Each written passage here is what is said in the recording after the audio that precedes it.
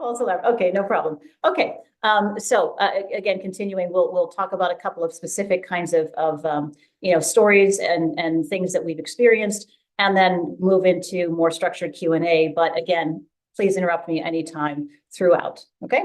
So as we keep going here, we'll talk about the very specific areas of AI and how AI is really starting to take shape in sales in particular.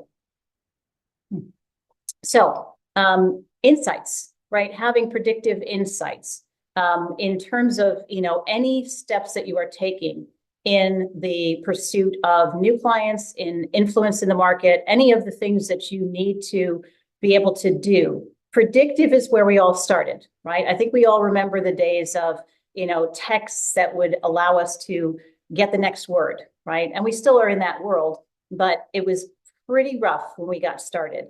And that's because predicting the future is always going to be rough, right? We know that that's only going to be a best guess at best at any particular time. But thinking about segmentation, thinking about being able to personalize and specifically target, our capability to do that now is substantially different than it was a few years ago even. So how do we harness that? Because again, the big platforms, Q, HubSpot, Salesforce, and all of the people who want to be like them, everyone is moving quickly to predictive outcomes, whether they are really machine learning type technology that's helping us to make those decisions and bring things to sellers or to marketers that are the next possible, fertile ground for them to pursue, or they are more looking backward and seeing what was working and trying to identify patterns. Right. But a lot of the work that we've been doing over the years in the AI technologies as they move forward is about the patterns of behavior. Right. So doing things to not just on the front end, try to make predictions and make things better, but also on the back end. Right. Lead scoring and the management of leads. How will I best cultivate now what I have drawn in through my marketing efforts or through my sales, business development efforts? Those are all big questions. And trust me, if you don't think there's somebody building tech for that particular question, just go out to your favorite, ChatGPT, Perplexity, or any interface. Go to Google, because Google will give you an AI answer now too, if it has one, right? Just Googling something now is a very different experience. So any thoughts or questions about the kinds of areas that we're focusing on with this conversation? Because this is where we're going to build from, is really understanding how AI is being applied to these specific kinds of areas of impact. We look at the pain points, right? We think about, think about the disruption that we had recently, right, with the pandemic. Sales cycles went crazy, right? Things were, decisions were not timely. It doesn't matter whether we're in crisis mode or we're in normal business mode. We do have to worry about, figuring out how to create deal velocity. Right. So some of the pains are going to tell us, what are we trying to do? What are we trying to focus on?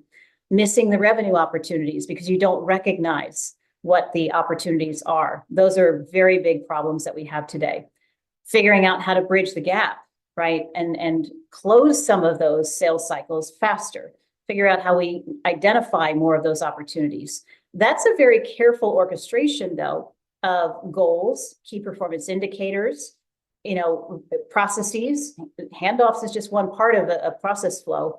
You may have lots of different elements to a particular flow or a journey within your company, and your clients obviously are following that along with you. So figuring out how to bridge the gaps is not just standing alone, right? Speed is really important. Gap closure is very important. And then figuring out how to secure the outcomes, right? Let me ask a different way. Do you think the data steward role, meaning somebody who is responsible for making sure we have good quality data, right? There's lots of parts to that role, but let me just say it in brief that way. Is that a business function or is it a technology function? What do you think? Both. Yeah, I was going to say syntax issues, things with latency and let's call it data completeness, for lack of a better term, should be the responsibility of an IT organization. And then things related to data integrity, like locations and customer information, sales data, whatever, should come from the business and be owned by the business. Yeah. I completely agree. What do you think is the one most often missed, though? The business side. Yeah. Bingo.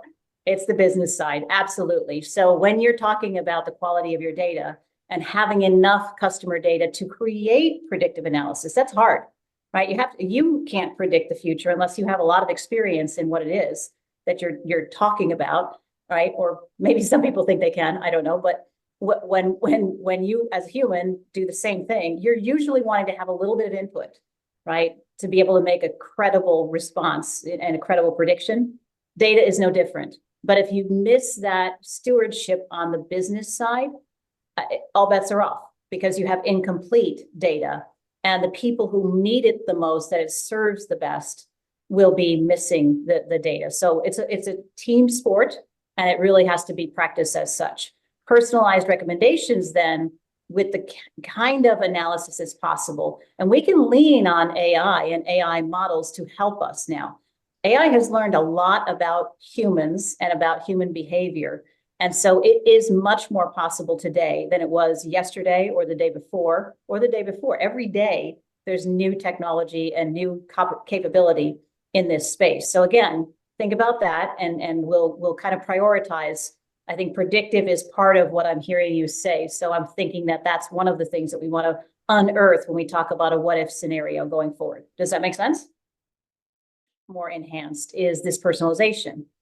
You could, in days of old, you could read someone's LinkedIn profile and understand a little bit about them, and you could go research their company, but you are the person, you are the entity in the middle, aggregating all of that, making sense of it, figuring out how to summarize it, figuring out how it fits your model and how your services or your goods would resonate with that kind of a target audience.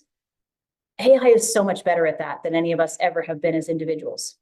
You could have an army of people that are selling or marketing, and it would be chaotic to try to get the kind of consistent and centralized response and plan of action. It's because the data that can be ingested by a system like an AI-driven system is so much broader. Again, it's still largely public. We have to keep that in mind, right? But that is, to me, that's one of the big aha moments in our technology push right now, is that the scale of ingestion and processing of the data is substantially different. And I promised I wouldn't call on anyone, but I'm gonna call on Shashi here for a moment and ask if you have any thoughts and comments on that from your experiences in the financial industry, especially because I believe that the scale of data and the power of processing that data has substantially changed. And the impact to sales and marketing is this really hyper-personalization and really great strategic thought that we can derive from it as well. Does that resonate with what you're seeing in finance? Yes, finance, I think, usually try to implement a lot of these things upfront, but they're also driven by a lot of regulation on, like, if you take, for example, a mutual fund, they have to meet a whole bunch of things before they can even market something. So there is a fine balance between what you can do and what's regulated. There's a whole bunch of regulations they have to meet, and if they miss something, it's fairly expensive and long process. So what they do is they try to internally, I think, combining all this data from all these disparate data sources, bringing them together, that's still a big challenge. As much as people claim they've done it, they run into